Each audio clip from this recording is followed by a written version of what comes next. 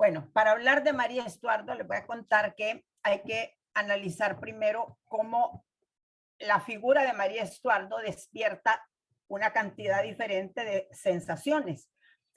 En alguna época, pues todo el mundo la consideraba como una mujer bellísima, víctima de un montón de cosas, víctima de la lucha religiosa por ser ella católica, víctima de la ambición de su prima Isabel, luego víctima también de las circunstancias de Escocia en esos momentos y más que nada el rechazo de la reina Isabel de Inglaterra, que además de tenerle miedo porque ella tenía más derecho a la corona, María Estuardo, decía la leyenda que don Juan de Austria estaba enamorado de María Estuardo, quería casarse con ella y eso despertó un odio africano en Isabel, que ella también quería a don Juan de Austria.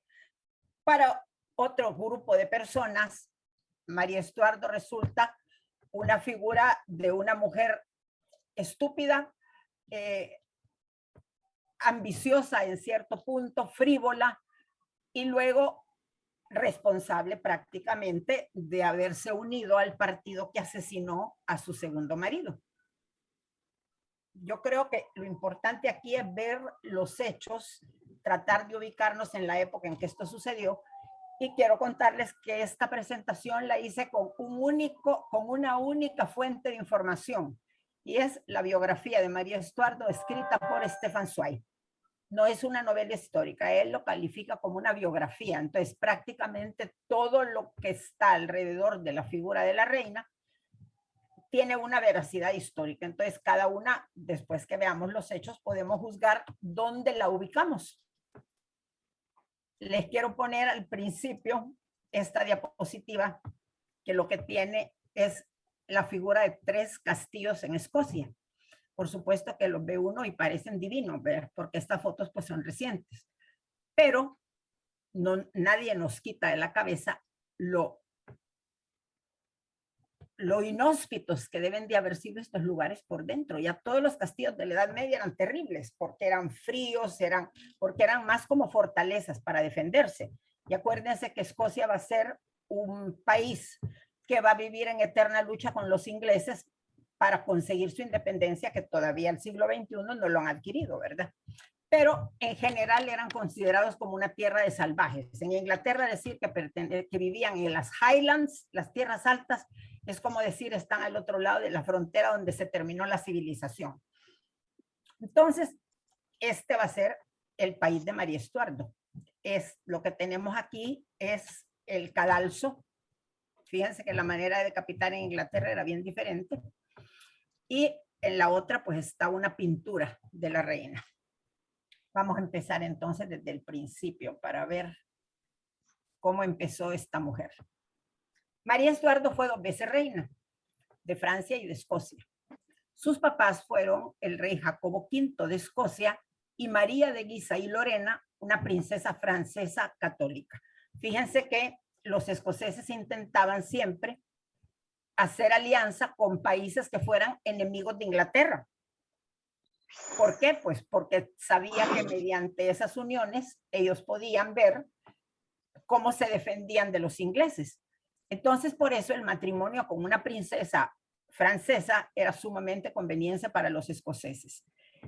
El matrimonio se realiza únicamente por razones políticas. Nada de que el rey Jacobo de Escocia se iba a enamorar de la princesa María de Guisa, nada. Él tenía un amante que era Lady Margaret, con la que había tenido 7 hijos bastardos, que eran hermanastros de María, y que luego desarrollaron uno de ellos un papel importante porque le tocó ser regente en la edad menor de María Estuardo. Pero María Estuardo estaba emparentada directísimamente con la corona inglesa. ¿Por qué?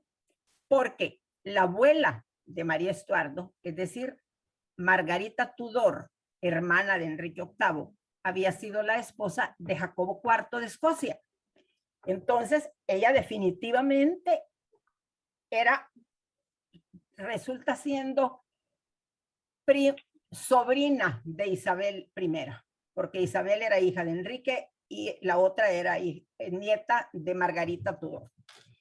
Recién nacida, en 1542, se muere su papá. Entonces la coronan reina a los 9 meses. Miren, la descripción de la coronación es de lo más divertido, porque era una bebita a la que llevaba chineado uno de los nobles y otro le detenía el cetro en una mano, otro le detenía la espada en otra mano, llevaba una capa enorme de larga que no la podía manejar ni ella ni los que iban con ella. Ya se imaginan unos hombres chineando a una bebé de 9 meses, ¿verdad? Totalmente ridículo, que no deben de haber encontrado ni cómo agarrar a la bichita. Y ayudada por todos los nobles, la sientan en una mesa a la par en la iglesia y la coronan como reina de Escocia. Y se acuerda que la regencia la va a ejercer su mamá y su hermanastro ilegítimo Jacobo. Piensen que el apellido Jacobo se repite y se repite y se repite un montón en Escocia.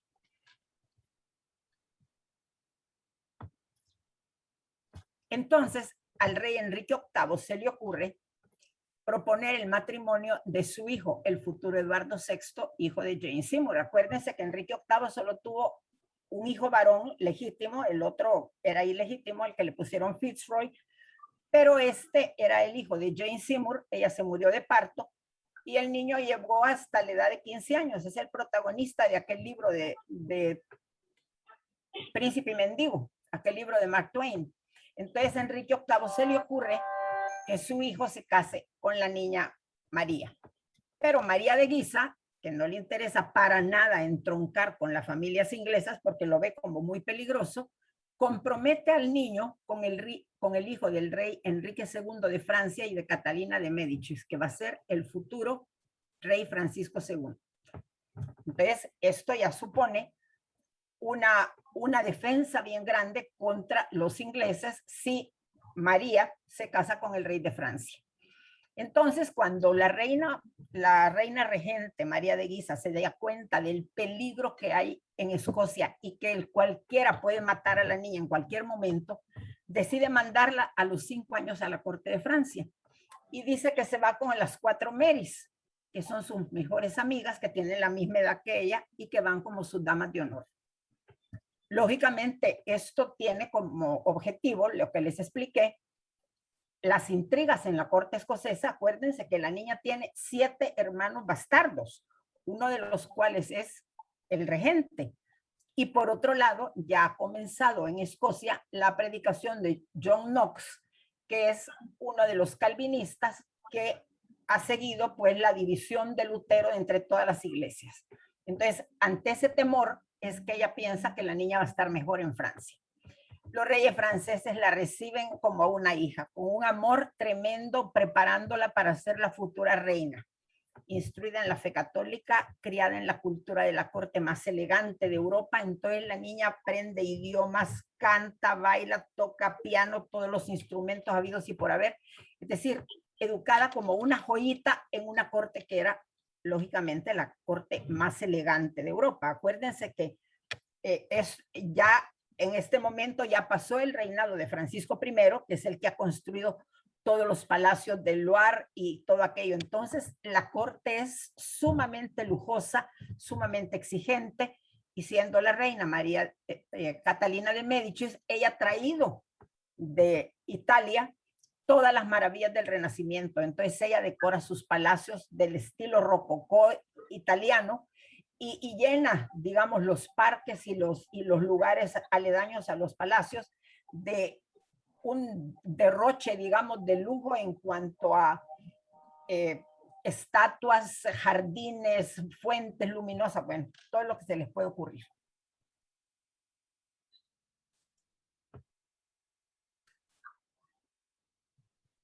Lógicamente, siendo linda, inteligente, brilla en la fastuosa corte francesa, especialmente porque saben que ella va a ser la futura reina, ¿no?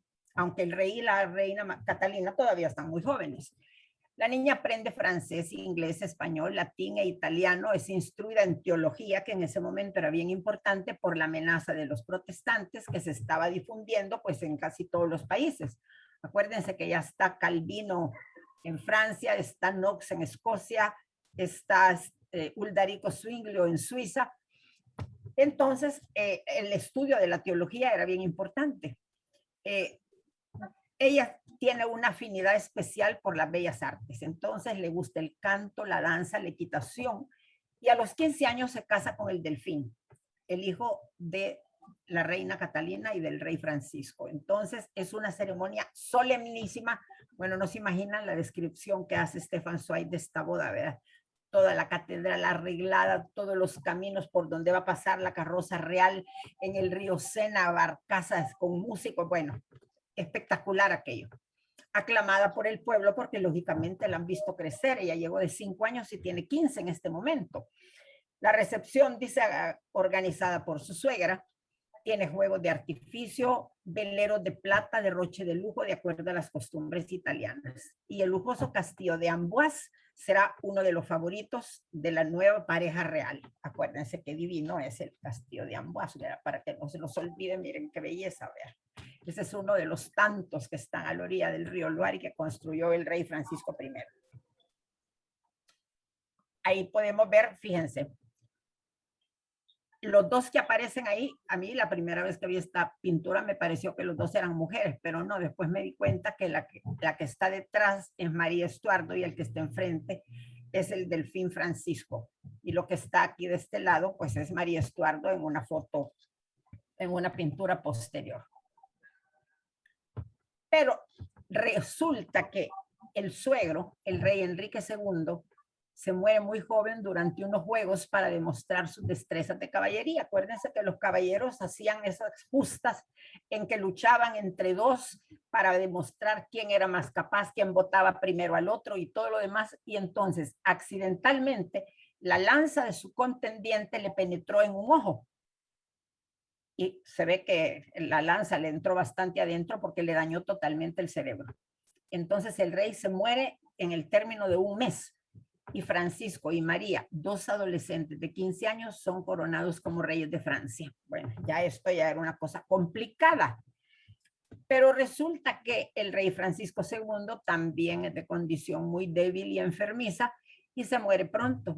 El matrimonio dura 3 años. Entonces María se encuentra viuda a los 18 años.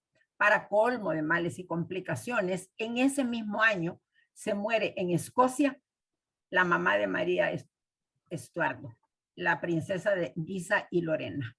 Y entonces, al no haber una regente oficial en Escocia, María tiene que regresar a Escocia a tomar posesión de su reino. Entonces no fue reina de Francia durante 3 años y a los 18 le toca volver a Escocia a tomar posesión del reino.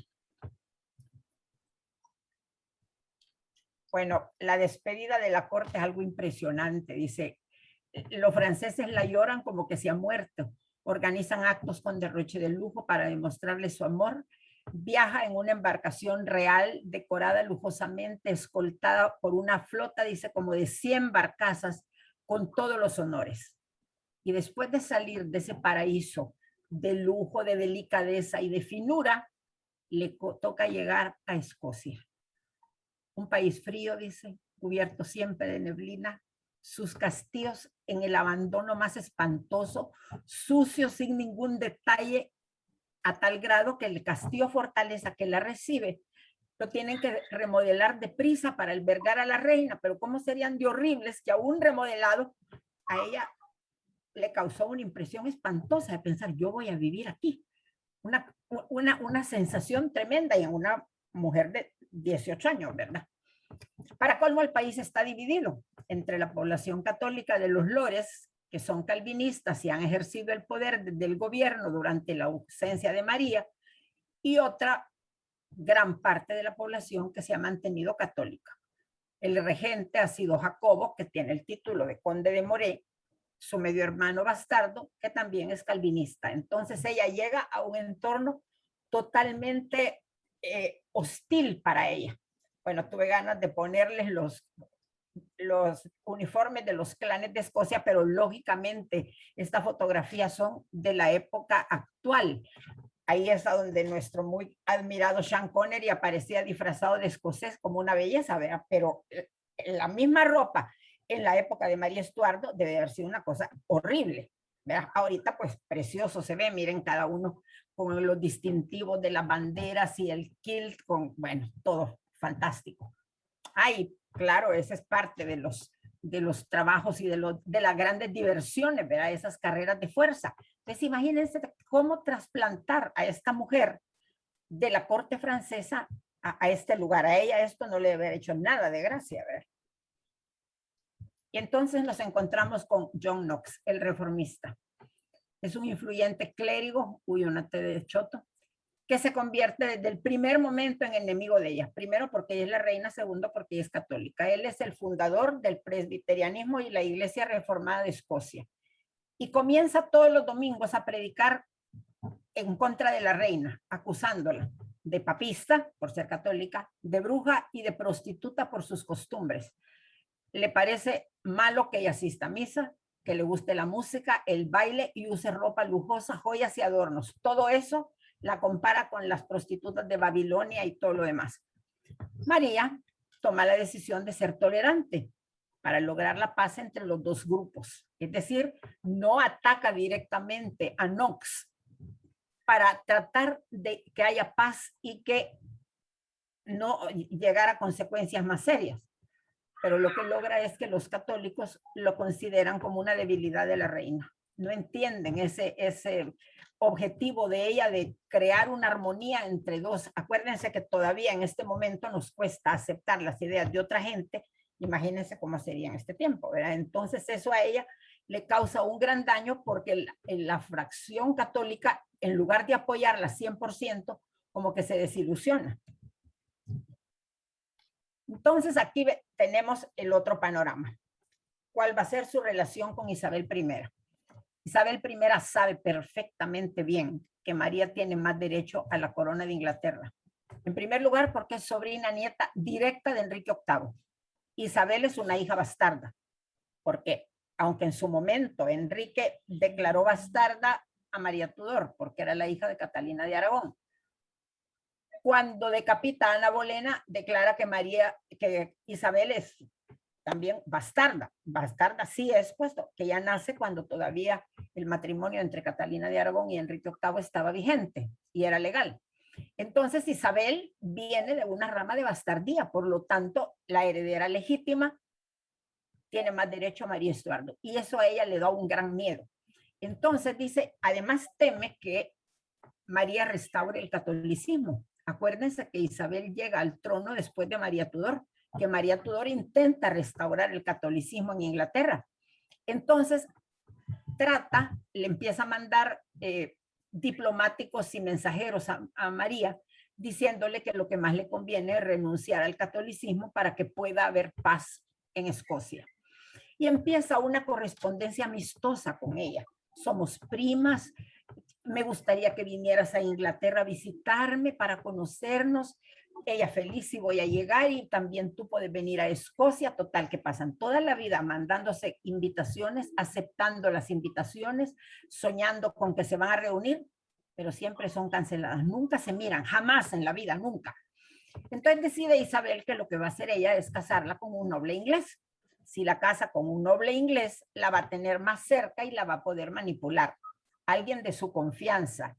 Y todas ustedes que ya son cultas, requete cultas, conocen perfectamente bien quién es el candidato que le manda a Isabel para que sea marido de María Estuardo y la tenga y sea como un espía a la par de ella. Y como el conde de Leicester, Robert Dudley, ha sido amante de Isabel, María se siente tremendamente ofendida e indignada de que le manden como el desecho de lo que la otra no quiso, ¿verdad? Entonces lo rechaza y eso ofende profundamente a Isabel porque le arruina sus planes. Entonces le manda otro candidato. Este candidato se llama Enrique Estuardo, Lord Darnley, y también es un noble inglés de la familia Tudor, es hijo de una prima del rey Enrique VIII. Es católico además, entonces va a ser mejor aceptado. Este es hijo, fíjense cómo es de cercana la relación con la casa Tudor. Margarita, la hermana de Enrique VIII, que se casó con Jacobo IV, si ustedes se acuerdan que cuando hablamos de Catalina de Aragón, cuando Enrique VIII fue a Francia a reunirse con Francisco I, los escoceses atacaron Inglaterra.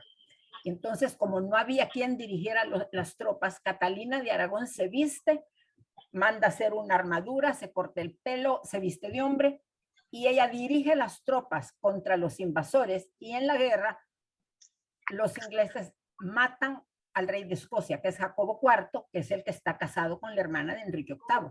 Y Catalina, en un rasgo para que el rey vea cómo fue exitosa la batalla de repeler a los invasores escoceses, le manda a Enrique VIII la camisa ensangrentada del rey muerto escocés.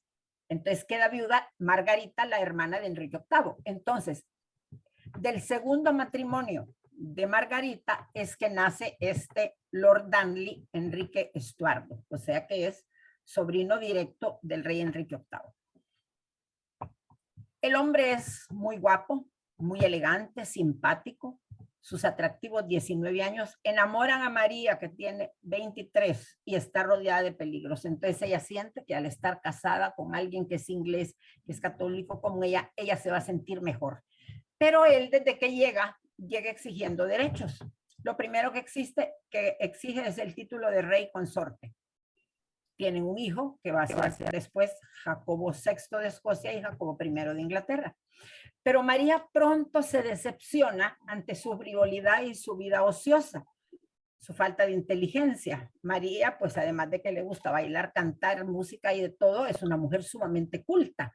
Él no era nada culto, absolutamente nada. Lo único que le interesaba era montar a caballo, asistir a cosas de cacería y así. Entonces, muy pronto ella se decepciona y comienzan las vidas separadas. Pero ella sigue rodeada de intelectuales y artistas franceses, es decir, ella ha convertido la corte escocesa en una corte similar a la corte de Francia donde ella vivía. Entonces ahí tenía exposiciones de arte, ahí tenía músicos, gente recitando, organiza teatro, juegos de cartas, recitales de poemas y canciones, un ambiente cultural totalmente desconocido en Escocia y que además recibe más crítica del protestante John Knox, que considera que todo esto es como del demonio, entonces que ella es una bruja, ella es la representación del infierno y además es prostituta con todos esos hombres de que se rodea. Aquí es otra pintura, ahí está el nuevo Lord Darnley, que si se dan cuenta que también parece mujer, ¿verdad? El solo es el de la pintura de azul y en el otro no se distingue quién es quién, porque también él parece que es mujer. No es de extrañar que la pobre María se sintiera mal. Pero entre la gente que está rodeada de la corte de María Estuardo está David Rizzio, que es un italiano culto, católico, consejero y el amigo más cercano de María Estuardo, con el que platica y todo lo demás. Pero el rey se comienza a sentir celoso y entonces en una noche que hay una gran fiesta en los salones de la reina, entra un grupo de nobles amigos de Lord Darnley y ahí en las habitaciones de la reina asesinan a David Rizzio. Y cogen a María prisionera, pero ella escapa y pretende en este momento, para alejarse de todo esto del crimen y demostrar que ella definitivamente iba pasando casi, entonces el marido, Lord Darnley, está enfermo y se ha ido a refugiar a un castillo lejano a donde tiene, si no me equivoco, la Margarita, la mamá, ha viajado desde Inglaterra para estar cuidando al niño, que lo que tiene es viruela, ¿verdad? Por supuesto. Entonces María empieza a visitarlo, fingiendo una reconciliación para quedar bien con los lores y se den cuenta que ella está haciendo lo posible porque el matrimonio funcione. Pero hay un grupo descontento que es leal a la reina y planea el asesinato del rey, que permanece en una residencia cercana al Palacio Real. Es decir, él ya regresó, digamos, a la corte, pero no está viviendo en el palacio, sino que en una residencia, como otro palacio pequeño, digamos, cercana al Palacio Real. Dicen que por motivo para cuidarlo mejor, para que no se propague la enfermedad, lo que sea. Y María se queda siempre con él. Pero ese día ella no se queda ahí porque dice que en el Palacio Real oficial se está celebrando el matrimonio de una de sus damas de honor. Entonces por eso ella va a ir a la fiesta y se va a quedar a dormir allá. Curiosamente, esa noche que María no está en esa casa, una fuerte carga explosiva hace volar toda la casa del rey y con él mueren todos los miembros de su séquito. Y entre los conjurados, entre los que han tomado parte en el asesinato del rey de Darnley, está el conde de Bothwell, que se llama Jacobo Hepburn. ¿Por qué es importante Jacobo Hepburn? Pues ya van a ver por qué es importante. 3 meses después de la muerte del rey, María se casa con Lord Bothwell en una ceremonia protestante. Fíjense que empezamos ya con una decadencia tremenda. Ella se enamora de veras de Lord Bothwell por varias razones. Después de haber estado casada con un niño de 15 años y con un figurín de 19, que lo único que le interesaba era arreglarse el pelo, las uñas y todo lo demás, resulta que este era, pues por lo que se ve, macho, requete contra macho, ¿verdad? Traía una historia así como de aventurero. Dice que era un navegante muy destacado, que había pasado no sé cuántas aventuras en el mar, lógicamente de una familia escocesa aristocrática, y le había tocado vivir un tiempo en uno de los países escandinavos, creo que en Noruega.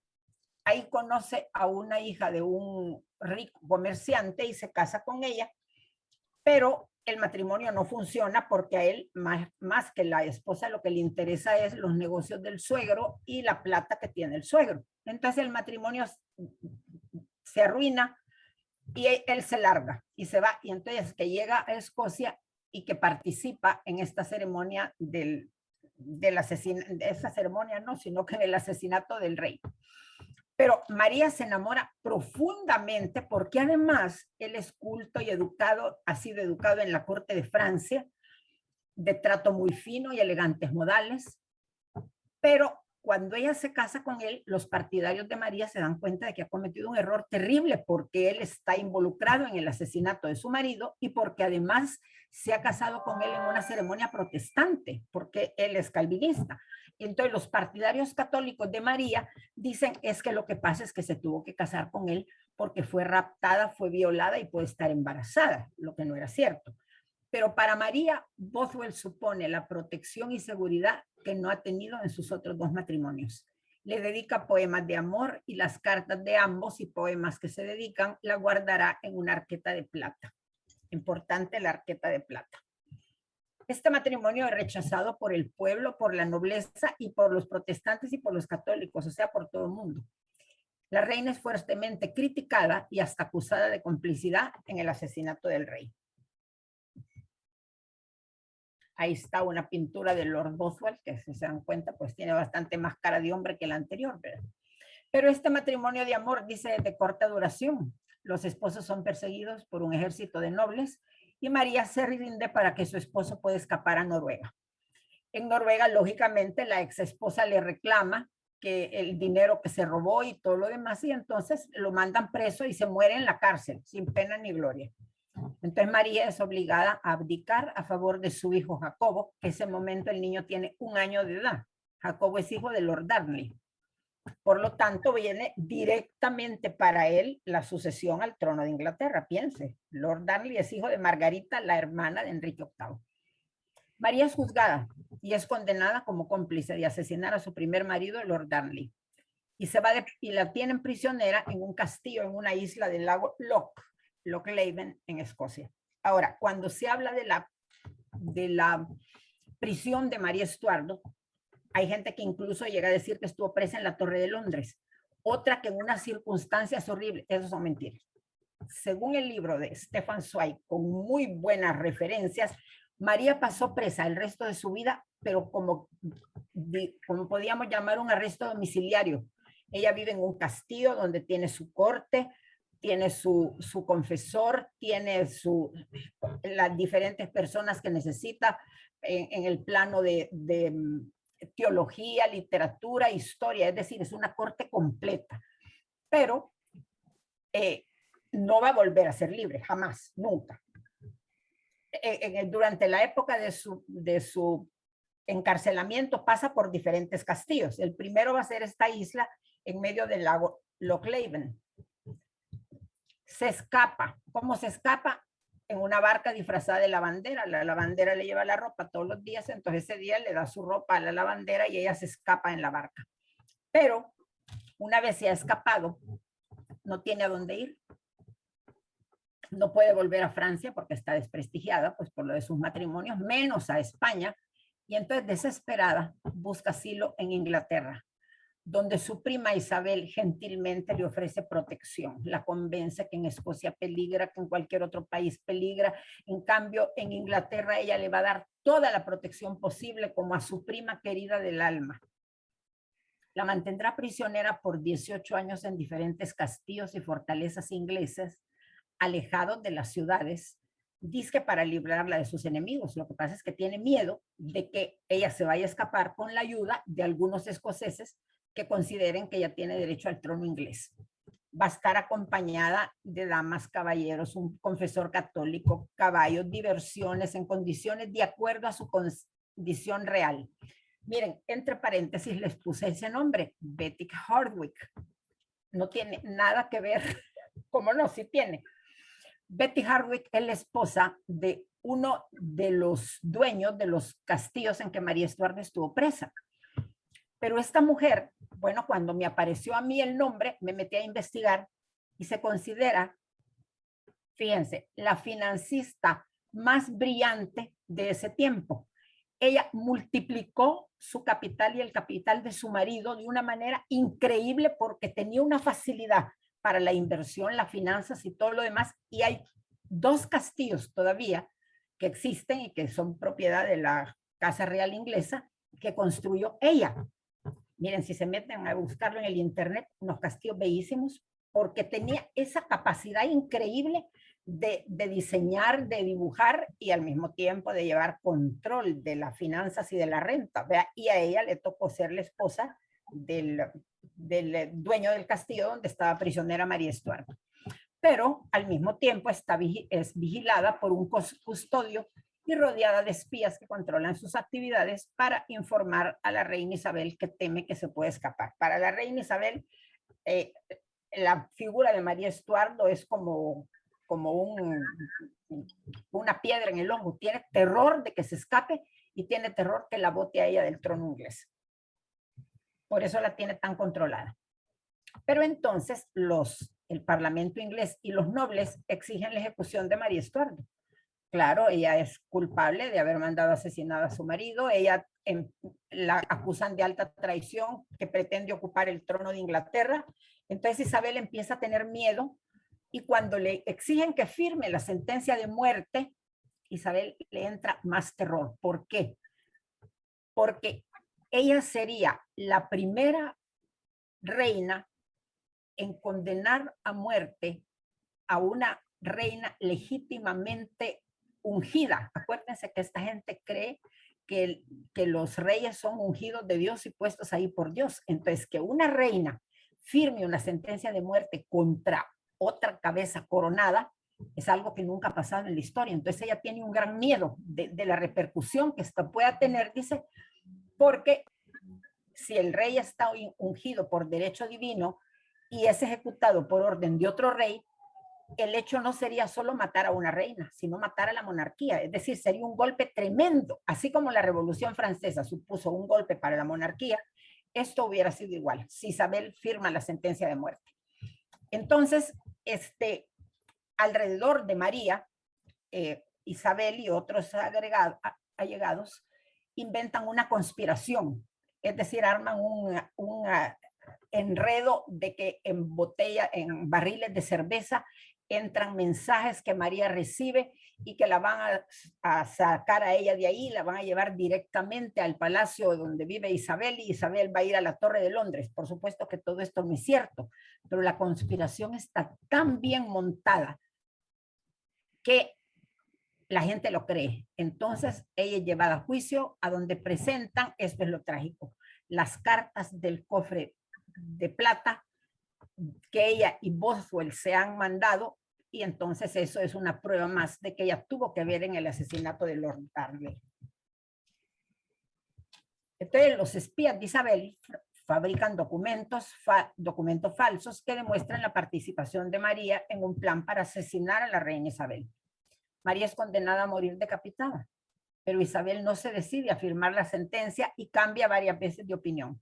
Dice que ha habido días en que le han dejado 3 sentencias, una tras otra, para que las firme, y ella no las firma nunca porque tiene miedo. Primero se retracta. Al fin la obligan, no puede resistir la presión de los nobles, pero una vez ha firmado la sentencia, se retracta y acusa y condena a los nobles que la obligaron a firmar la sentencia. O sea que aquí todos quedaron mal. Luego públicamente desmiente ella, yo no firmé la sentencia, fueron los nobles los que lo decidieron y por eso ellos van a ser castigados. Y entonces expresa su gran pesar por la muerte de su querida prima, por la que guarda varios meses de luto. Al enterarse de la sentencia que la condena a morir decapitada, María comienza a prepararse espiritualmente. Escribe a su hijo Jacobo una carta despidiéndose y aconsejándolo para que sea un buen rey, que cuide a sus súbditos, que defienda la religión católica. Hace un testamento donde deja legados para sus amigos y sus fieles servidores. Y vive en una constante preparación espiritual, actos de contrición y arrepentimiento por tantos errores que ha cometido. ¿Verdad? Hace penitencia casi pública, se arrepiente pues de haberse casado por lo protestante y todo. Y entonces, como mujer elegante, que siempre sí ha sido, como recuerdo de el protocolo francés, ella empieza a escoger la ropa que va a vestir para la ejecución. Un lujoso vestido negro, enjollada y cubierta con un velo transparente con lentejuelas de oro que ella misma borda. Pero exige que la ropa interior que lleve sea roja, porque antes de decapitarla les quitaban la ropa elegante y las dejaban en ropa interior. Normalmente la ropa interior era casi como otro vestido, ya van a ver, pero era blanca. Entonces ella siente que es bien poco elegante que la ropa se le manche de sangre cuando le corten la cabeza, y entonces pide que la ropa interior sea roja, ya que le van a quitar la ropa en el momento de ejecutarla. Son 2 pinturas, como están vistiéndola para prepararse para morir con su ropa negra y con ese como chal que ella ha cosido. Por su condición real, no podía ser ejecutada en la plaza pública. Acuérdense que todas las ejecuciones eran en la plaza pública, porque era como una divierta para el pueblo, sino que la van a decapitar en un salón interno del castillo de Fotheringay, a donde solo son admitidos a presenciar la ejecución como testigos miembros de la nobleza. Ella pide la acompañe su confesor, un sacerdote católico, pero no se lo permiten. Le mandan a un clérigo calvinista que en un largo discurso la anima a aceptar la nueva fe y arrepentirse de la herejía papista del catolicismo que ella siempre ha practicado. Pero entonces ella elegantemente lo rechaza y comienza a leer en alta voz y en latín el oficio de difuntos en su breviario. O sea, nadie le puede dar auxilio espiritual, ella sabe suficiente como para poder leer el oficio de difuntos. Hay algunos comentarios que dicen que además recitó en latín el credo, como una señal de adhesión a la Santa Iglesia. Y en el velo que ella ha bordado, ha escrito en la orilla, creo yo que en latín, en mi final está mi principio, es decir, la vida eterna es lo que me espera ahora. Y este velo, dice, se encuentra en un museo en San Petersburgo. Aquí hay una pintura de la ejecución. Como les dije, vea, se imaginan que esta era la ropa interior, ¿verdad? Y es roja, y según ella había pedido, y están ahí los nobles y todos los que tenían que presenciar la ejecución. María es despojada de sus ropas lujosas y queda en ropa interior de color rojo. El primer hachazo de un verdugo inexperto la hiere en el hombro. Necesita 2 golpes más para que ruede la cabeza. Al rodar la cabeza se dan cuenta que ella lleva una peluca, que al caer deja al descubierto su pelo corto, totalmente encanecido. En el momento de que muere tiene 45 años. Está enterrada en la tumba real en Londres, a la par del sepulcro de la reina Isabel. Algunas de sus posesiones, como el velo y el libro de horas que ella tenía donde rezaba, están en un museo en San Petersburgo. Y al morir Isabel, Jacobo, el hijo de María Estuardo, se va a rey de Escocia y de Inglaterra. Entonces ahí comienza la dinastía de los Estuardo, que había sido pues la que había gobernado Inglaterra desde la época de Enrique VIII. Por último, este es el sepulcro de la reina María Estuardo, como era la costumbre en ese tiempo, ponían la figura en mármol, increíbles los detalles de los adornos, de la ropa, los detalles de la almohada y todo lo demás en mármol. Así que ahí tienen, esta es la historia de María Estuardo.